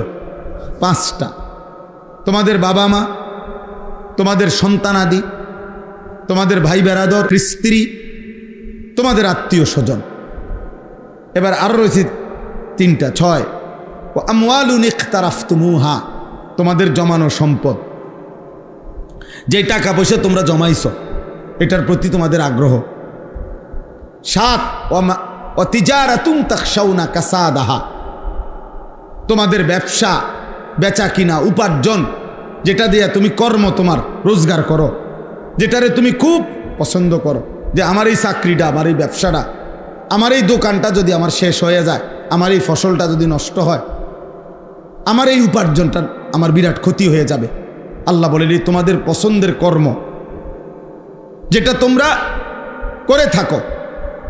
8 নাম্বার হলো ওয়া মাসাকিনু তারদাউনাহা, তোমাদের পছন্দের ঘরবাড়ি, যেটা তুমি তিল তিল করে ভরাট করছো, সাজাইছো। এ কয়টা হলো? আর বাদ রয়েছে কি? আমাদের দুনিয়াবি বিষয়ের মধ্যে বাদ আছে কিছু? কিচ্ছু বাদ নেই, সব এখানে আছে। আল্লাহ তাআলা বলেন এবার এদিকে 3টা, আল্লাহর ভালোবাসা, রাসূলুল্লাহ সাল্লাল্লাহু আলাইহি সাল্লামের ভালোবাসা, আল্লাহর রাস্তায় নিজের জান মাল কোরবানি করা, জিহাদ ফি সাবিলিল্লাহ। তো আল্লাহর ভালোবাসা, রাসূলুল্লাহ সাল্লাল্লাহু আলাইহি ওয়াসাল্লামের ভালোবাসা, আল্লাহর পথে নিজের জান মাল উৎসর্গ করার ভালোবাসা, জিহাদ। আল্লাহ বলেন এই 3টা। তাইলে এইবার আল্লাহ বলেন যদি এই 8টি জিনিসের ভালোবাসা এই 3টি ভালোবাসার চাইতে বেশি হয়ে যায়, আহাব্বা ইলাইকুম ফাতারাব্বাসু, তাহলে অপেক্ষা করো, হাত্তা ইয়াতি আল্লাহু বিআমরি, আল্লাহর আযাব তোমাদের উপরে আসবেই আসবে। এই কথা শেষ, এটাই কথা। আল্লাহ বলেন তাহলে তোমাদের উপরে আল্লাহর আযাব আসবেই আসবে, অপেক্ষা করো। অর্থাৎ যদি আল্লাহর ভালোবাসা ফেলে দেছো, নিচে নামায় দিছ, রাসূলুল্লাহ সাল্লাল্লাহু আলাইহি সাল্লামের ভালোবাসা নিচে নামায় ফেলছো, আল্লাহর পথে জান মাল কোরবানি করতে চাও নাই, তা আল্লাহ বলেন ওইগুলা নিয়ে যদি ব্যস্ত হয়ে থাকো, আমি তোমারে শাস্তি দেব দুনিয়াতেও আখিরাতে।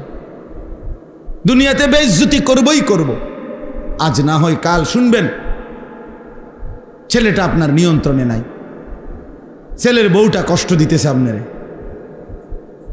ছেলের ঘরের নাতনি আরেক ফোলার লগে ভাগিয়ে গেছে, মেয়ের ঘরের ফুত আরেক মেয়ের সাথে চলে গেছে। কোনো না কোনো ভাবে আপনি বেইজ্জতি হবে, বেইজ্জতি হবে। হালাল হারাম মিশ্রণ করে এই দুনিয়া সাজাইছেন, আমনে মরে গেলে আপনার নাতিরে পর্যন্ত হইল মানুষে কইব তোর দাদা সুদখোর ছিল, তোর দাদা ছিল হারামখোর। আপনাকে এটা শুনতেই হবে। এই জন্য কি বোঝা গেল?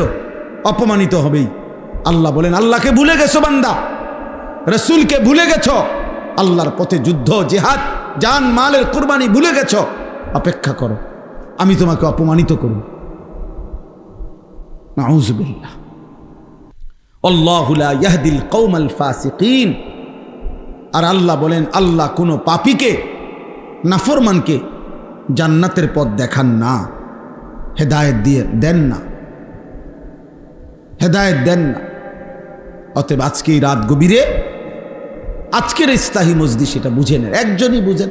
আমরা জানি একসাথে সবাই বুঝবে না, একই দিনে সবাই বুঝবে না। যদি একসাথে সবাই বুঝতো তো নবীজির জামানায় একসাথে সবাই কালেমাওয়ালা হয়ে যেত। কথা বলেন না? নবীজির জামানায় সকলেই কালেমাওয়ালা হয়েছিল? 23 বছরে সবাই কালেমাওয়ালা হয়ে গেছিল না। এটাই নিয়ম। এই একজন দুইজনই হবে, একজন বুঝবে দুইজন বুঝবে। আমরা ওই একজনের আশায় আছি, দুইজনের আশায় আছি, অসুবিধা নেই। কারণ এটা তো ইলেকশন না, আমার অনেক ভোট দরকার, আমার আখেরাতে না দরকার। আমার কি দরকার? আখেরাত দরকার, আখেরাত দরকার। এজন্য আমরা এটা বুঝলে, তোমরা যারা নওজোয়ান ছেলে আছো, বয়স্ক বাবা আছেন, আল্লাহকে ভালোবাসেন, রাসূলুল্লাহ সাল্লাল্লাহু আলাইহি সাল্লামকে ভালোবাসেন। নবীজির একটা একটা সুন্নাত আমল করতেই হবে যদি আখেরাত চান। 12,000 টাকা দিয়ে আখেরাত মিলবে না। 4টা ফ্যান দিলে আখেরাতের জন্য এইটুকুই যথেষ্ট না।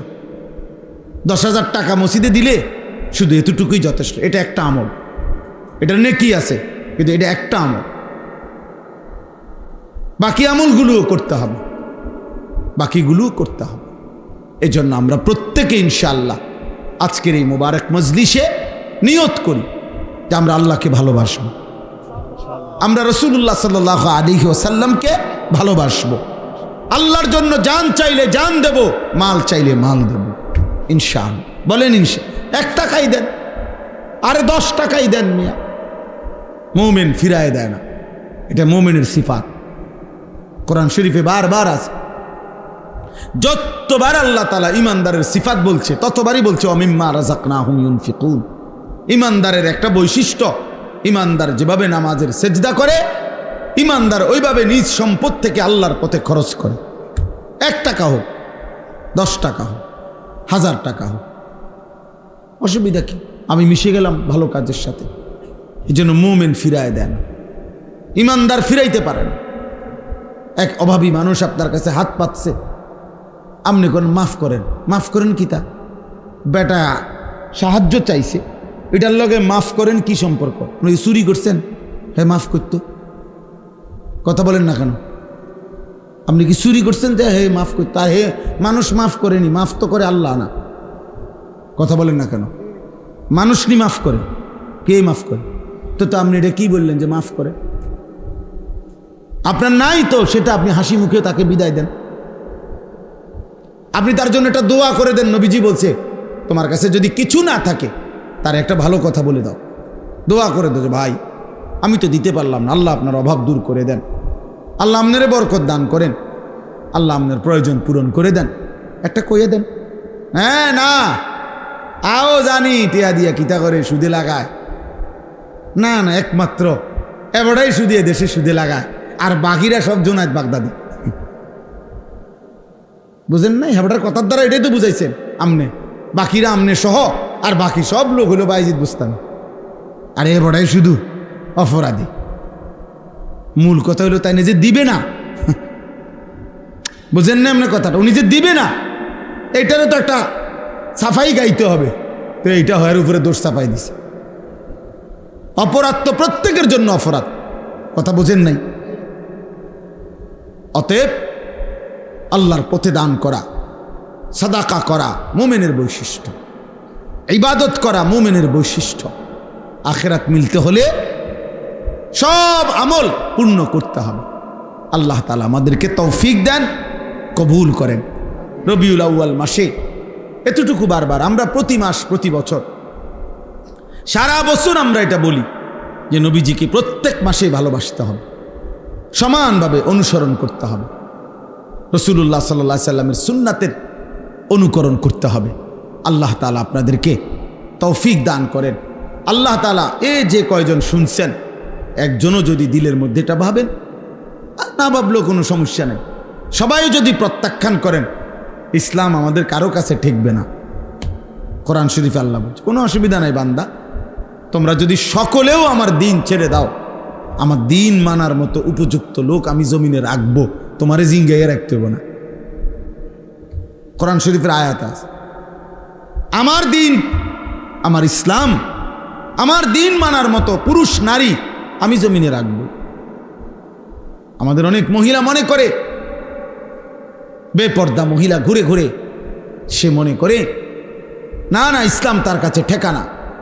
আল্লাহ বলছে সবাই চলে যাও, আমি আমার দিন রাখব।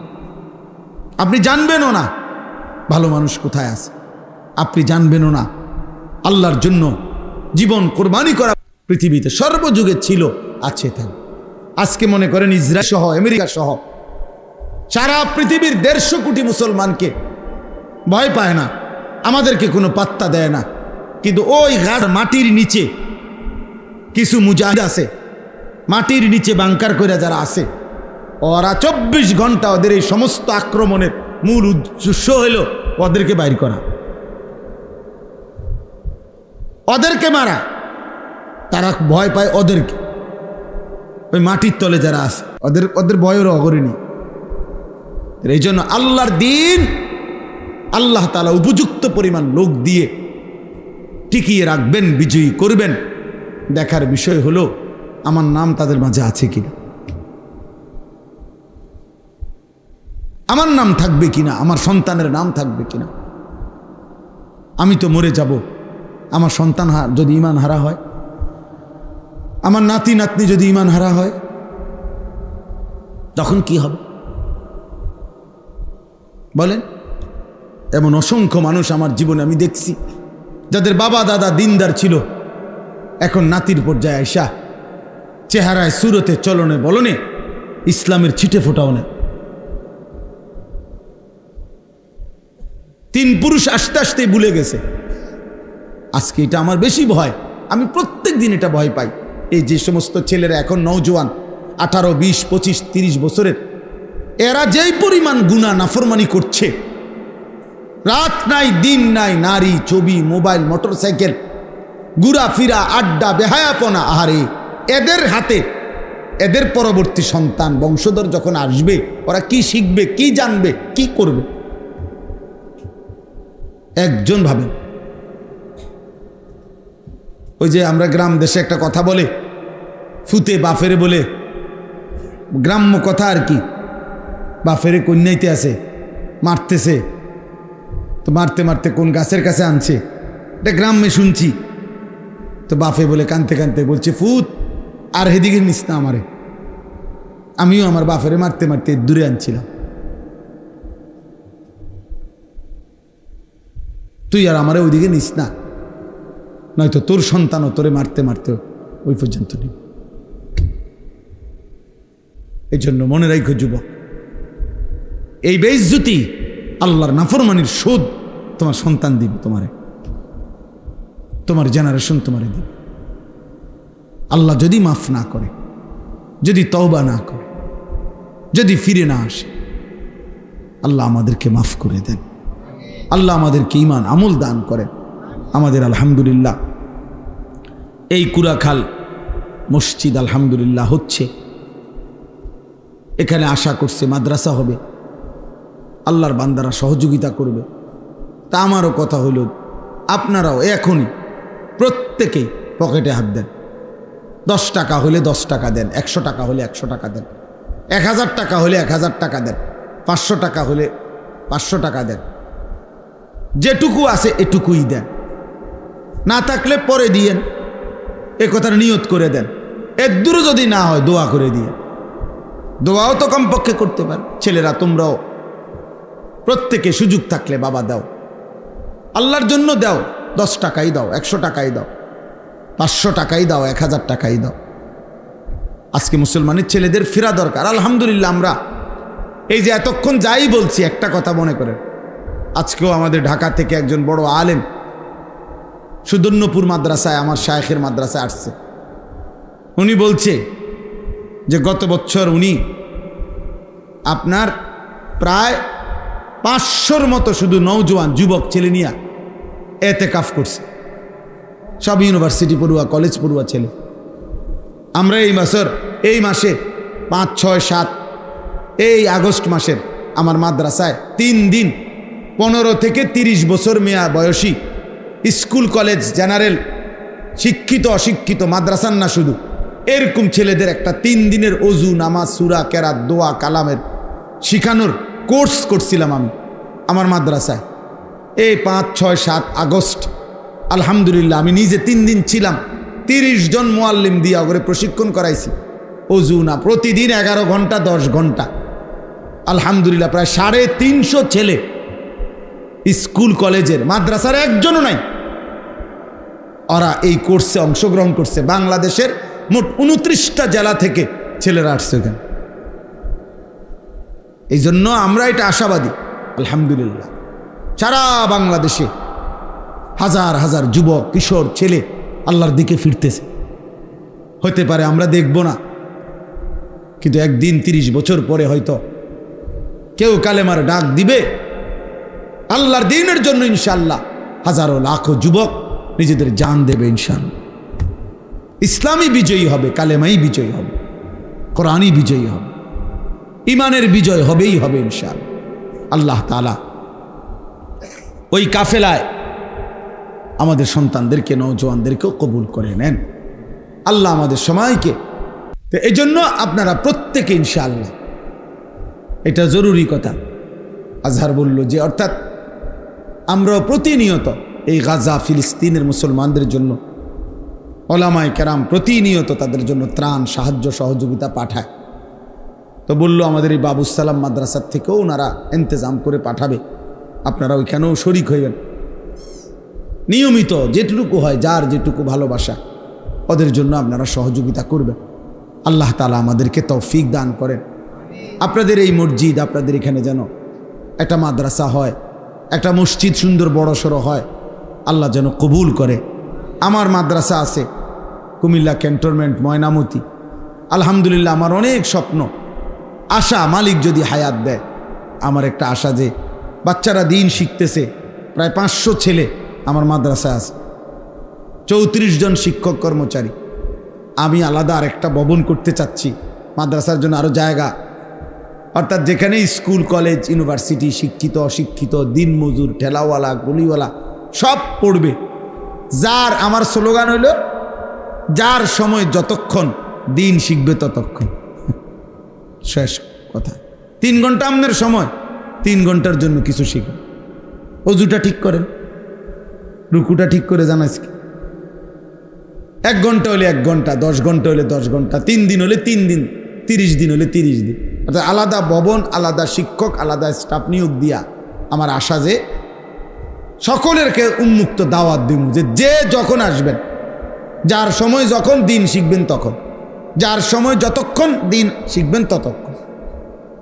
আমি এই আশায় আলহামদুলিল্লাহ 94.5 শতক জায়গা, প্রায় 1 একর জায়গা এই ময়নামতি সাহেবের বাজার কিনছি, প্রায় 2-2.5 কোটি টাকার জায়গা। আলহামদুলিল্লাহ, আশা করছি আপনাদের কাছেও আহ্বান জানাই, 4200 টাকা আমার ওই মাদ্রাসার এক নামাজের মুসল্লা পরিমাণ জায়গার দাম, 8 স্কোয়ার ফিট। অনেক আল্লাহর বান্দা, এই নজরুল তারা, নাহিদ তারা, আর অনেক আমাদের দেবিদ্দারের শরীফ ভাই, ওরা অনেক অনেক সাথীর থেকে আমাদের ওই মাদ্রাসার জায়গার জন্য টাকা উঠাই দিছে, চুকাই দিছে। ও এখানে মনে আছে নিস, নজরুল একটা ছেলে 15 টাকা দিছে, ওই যে কাশি সাহেব 15 টাকাও দিছে, আমি সেই টাকাটাও নিছি। একটা 10 টাকার নোট আর একটা 5 টাকার পয়সা কয়েন আমার ওই মাদ্রাসার জন্য দিছে। একজনে 30 লক্ষ টাকাও এসে দিয়ে গেছে, এক ব্যাগে বইরে। আস্থা ফেক না, ডাইরেক্ট টাকাই নেই, বড় ব্যবসায়ী, শিল্পপতি। দিয়া কদ্দুর নাস্তাও খাইছে না, বুঝে দোয়া করবেন, আমি দিয়ে গেলাম। তাহলে কেউ 30 লাখ টাকাও দিছে, কেউ 15 টাকাও দিছে। সব আল্লাহর জন্য, সব আল্লাহর জন্য। তাহলে অতএব এখানেও আপনারা সহযোগিতা করবেন, প্রত্যেকটা ভালো কাজে সহযোগিতা করবেন। আল্লাহ তাআলা আপনাদেরকে তৌফিক দান করেন। আমার গাড়িতে একটা কিতাব আমরা বিক্রি করি, তালিমুস সুন্নাহ, আমাদের নবী সাল্লাল্লাহু আলাইহি ওয়াসাল্লামের পুরা জিন্দেগির 23 বছরের জীবনের সমস্ত সুন্নাত, একেবারে একটা সুই সুতা জন্য একজন মুসলমানের জীবনে নবীজির সুন্নাত কি, এর সবচেয়ে পূর্ণাঙ্গ বিস্তারিত প্রামাণ্য একটি কিতাব এটা, যেখানে নবীজির জীবনের 23 বছরের বিন্দু বিন্দু সুন্নাত সব আছে বিস্তারিত। অনেক বড় একজন বুজুর্গ লিখছেন, আমাদের গাজীপুর কাপাসিয়ার হজরত অধ্যক্ষ মিজানুর রহমান চৌধুরী। আপনারা যদি 400 টাকা এটার দাম, অনেক মূল্য। একসময় মুকসুদুল মুমিনিন মুসলমানের ঘরে ঘরে থাকতো, মনে আসেনি কারো? বেহেশতি জেউর মুসলমানের ঘরে ঘরে থাকতো, পড়তো। এরকম একটা কিতাব যে প্রত্যেক ঘরে রাখলে নারী পুরুষ ছোট বড় কেউ পড়লে একটু একটু করে নবীজির একটা একটা সুন্নাত শিখতে পারবে। 400 টাকা। আপনারা যাওয়ার সময় সুযোগ হইলে যার ভাল লাগে কিনেন। আপনাদের মসজিদ মাদ্রাসা, আপনাদের এই ফিকির আল্লাহ কবুল করেন। আমি তো আসলে, ও তো সবসময় বলে নজরুল, কিন্তু আমি তো প্রতি মাসে এখন মিলাইতে পারি না ডেট। দৌড়াদৌড়ি, ব্যস্ততা, হুড়াহুড়ি সারাক্ষণ। তারপরও আমি আপনাদেরকে বিশেষ করে এই আয়োজনটার সাথে শুরু থেকেই আমার কম বেশি সম্পৃক্ততা আছে।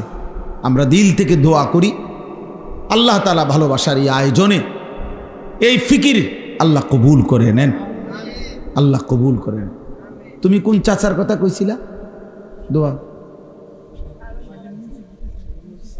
সেলিম মুন্সিবের বাবা সাহেব আলী চাচা। হ্যাঁ, চিনছি। আল্লাহ মাফ করে দেন। সবাই মিলে আমরা ইনশাল্লাহ দোয়া করি। আলহামদুলিল্লাহ রাব্বিল আলামিন। আল্লাহুম্মা আনতাস সালাম ওয়া মিনকাস সালাম তাবারাকতা ইয়া যাল জালালি ওয়াল ইকরাম ইয়া আরহামার রাহিমিন ইয়া আরহামার রাহিমিন ইয়া আরহামার রাহিমিন। রব্বানা যালামনা আনফুসানা ওয়া ইন লাম তাগফির লানা ওয়া তারহামনা লানাকুনান্না মিনাল খাসিরিন। রব্বানা আতিনা ফিদ দুনিয়া হাসানা ওয়া ফিল আখিরাতি হাসানা ওয়া কিনা আযাবান নার। রব্বিরহামহুমা কামা রব্বায়ানি সগীরা। রব্বানা হাব লানা মিন আজওয়াজিনা ওয়া যুররিয়াতিনা কুররাতা আ'য়ুন ওয়াজআলনা লিল মুত্তাকিনা ইমামা। মৌলায়ে করিম, মেহেরবান মৌলা, রাত অনেক গভীর মৌলা, আপনার কথাই শুনছিলাম মৌলা, আপনার কালামের কথাই শুনছিলাম মৌলা, আপনার বন্ধুর হাদিস শুনতেছিলাম, আখিরাতের কথা মনে পড়ছিল মৌলা। আল্লাহ, চক্ষু বন্ধ করে তাকিয়ে দেখলাম পেছনটা শুধুই কেবল গুনার নাফরমানি। অন্ধকার ছাড়া জীবনে আর কোনো পুঁজি নাই। রাত গভীরে মাওলা আপনার দুয়ারে হাত ভিখারির মতো চাইলাম, আপনি মাফ করে দেন। দেন মাওলা, মাফ করে দেন, মাফ করে দেন, মাফ করে দেন। জিন্দেগির সব নাফরমানি মাফ করে দেন, জীবনের সব গুনাহগুলো মাফ করে দেন। আল্লাহ মাফ করে দেন। জওয়ান বুড়ো সবার গুনাহ মাফ করে দেন। জীবিত মৃত সকলের গুনাহ মাফ করে দেন। কবরবাসীদের গুনাহ মাফ করে দেন, জীবিতদের গুনাহ মাফ করে দেন। মা বাবার গুনাহ মাফ করে দেন, দাদা দাদি নানা নানির গুনাহ মাফ করে দেন। বিবি বাচ্চার গুনাহ মাফ করে দেন। ভাই বোনদের গুনাহ মাফ করে দেন। বন্ধু স্বজনদের গুনাহ মাফ করে দেন। আল্লাহ আমাদের প্রত্যেককেই মাফ করে দেন, মাফ করে দেন মাওলা। আযাব দিলে আপনার কোনো লাভ নাই, মাফ করে দিলে আপনার কোনো ক্ষতি নাই, মাফ করে দিলে আপনার ভান্ডারে কমবে না, মাফ না পেলে আমাদের উপায় থাকবে না। আর কিছু দেন আর না দেন, মাফ তো করে দেন মাওলা, দেন মাওলা, মাফ করে দেন। একটা একটা ছেলেকে নামাজি বানিয়ে দেন, একটা একটা মা বোনকে নামাজি বানিয়ে দেন, সেজদাওয়ালা বানিয়ে দেন, পর্দাওয়ালা বানিয়ে দেন, রাবেয়া বসরিয়া মা ফাতেমার মতো বানিয়ে দেন। জওয়ান যুবক ছেলেগুলোকে কবুল করে নেন। আমার বয়স্ক বাবা চাচাদেরকে আরো বেশি নেক আমলের তৌফিক দেন। আল্লাহ, যেই মরহুম চাচার কথা বলেছে মাওলা, আপনি তার কবরকে নূরে নূরে ভরপুর করে দেন। আল্লাহ, এই মসজিদের সাথে সম্পৃক্ত থেকে যারা কবরে চলে গেছে, আল্লাহ সকলকেই মাফ করে দেন। এলাকার আশেপাশের সব কবরবাসীদেরকে মাফ করে দেন। কিয়ামত পর্যন্ত কবরের আযাব মাফ করে দেন। আল্লাহ আমাদেরকে মাফ করে দেন, জীবিতদেরকে মাফ করে দেন। ঈমান ইসলামের তৌফিক দান করেন। সেজদাওয়ালা কপাল বানিয়ে দেন, কাঁদনেওয়ালা চোখ বানিয়ে দেন, জিকিরওয়ালা জবান বানিয়ে দেন, মোহাব্বতওয়ালা দিল বানিয়ে দেন, সুন্নাতওয়ালা জীবন দান করেন। আল্লাহ, আপনি মাফ করে দেন। আল্লাহ মাফ করে দেন। প্রতিটা মা বোনকে পর্দা পুশিদা দান করেন, আবেদা সালেহা হিসাবে কবুল করে নেন। আল্লাহ, কিশোর ছেলেগুলোকে সেজদাওয়ালা বানিয়ে দেন, যুবকের কলিজায় নামাজের মহব্বত দিয়ে দেন, আখিরাতের মহব্বত দিয়ে দেন, ইসলামের প্রতি ভালোবাসা দিয়ে দেন, আপনার ভালোবাসা, আপনার বন্ধুর ভালোবাসা দিয়ে দেন। আল্লাহ আপনি আমাদের সকলের নেক মাকসাদ পূরণ করে দেন। আল্লাহ কতজন কত পেরেশানির মধ্যে আছে মাওলা, সকলের সব পেরেশানি আপনি দূর করে দেন, অভাব দূর করে দেন, ঋণ দূর করে দেন, পেরেশানি আসান করে দেন। বিবি বাচ্চা নিয়ে নেক জীবন দান করেন, স্ত্রী সন্তানকে নাফরমান বানায়েন না, ছেলে মেয়ে দিয়ে আল্লাহ বেইজ্জতি কইরেন না, বেনামাজি বেহায়া বিবি বাচ্চা দিয়ে আল্লাহ শরম দিয়েন না। আল্লাহ আল্লাহ আল্লাহ স্ত্রী সন্তানকে নামাজি বানান, স্ত্রী সন্তানকে সেজদাওয়ালা বানান। আল্লাহ আমাদের সবাইকে কবুল আর মনসুর করে নেন, সকলের নেক মাকসাদ পূরণ করে নেন। প্রবাসী বিদেশের জমিনে যারা আল্লাহ সহি সালামতে আল্লাহ আপনি কবুল করে নেন, ঈমান আমল দান করেন। আল্লাহ এই মসজিদখানা আপনি কবুল করেন। তিল তিল করে একটু একটু করে যারা বড় বেশি বুকের মায়া দিয়ে আল্লাহ এই মসজিদ গড়তে চাচ্ছে, আল্লাহ আপনি তাদের দুনিয়া আখিরাত সুন্দর করে দেন, তাদের ঘর সংসার সুন্দর করে দেন। আল্লাহ এখনো যারা এই মসজিদ আল্লাহ ভবিষ্যতে মাদ্রাসা সহ করে দেওয়ার জন্য আশা করেছে, আল্লাহ চেয়েছে, আল্লাহ আল্লাহ আপনি ওনাদেরকে তৌফিক দান করেন, আপনি কবুল করে নেন, আপনি তৌফিক দিয়েন। প্রতিটা দান, প্রতিটা সাদাকা, 1 টাকা লাখ টাকা বুঝি না মাওলা, আপনার ঘরে যে দান করেছে আপনি তাকেই মাফ করে দেন, তাকেই উত্তম বিনিময় দান করেন। আল্লাহ সকলকে কবুল আর মনসুর করে নেন। রব্বির হামহুমা কামা রব্বায়ানি সগীরা। আল্লাহ আমার দেশকে নিরাপদ করে দেন, আমার দেশের উপরে খায়ের ও বরকত নাজিল করেন। একজন ইনসাফগার ন্যায়পরায়ণ শাসক আমাদেরকে দান করেন, আর কোন জালেমের হাতে দিয়েন না মাওলা, আর জুলুমের শিকার হতে চাই না মাওলা। আল্লাহ একজন ইনসাফগার ন্যায়পরায়ণ আদেল শাসক আমাদেরকে দিয়েন মাওলা, দিয়েন মাওলা। সারা পৃথিবীর মজলুম মুসলমানকে রেহাই দিয়ে দেন, গাজা ফিলিস্তিনের মুসলমানকে বিজয় দান করেন।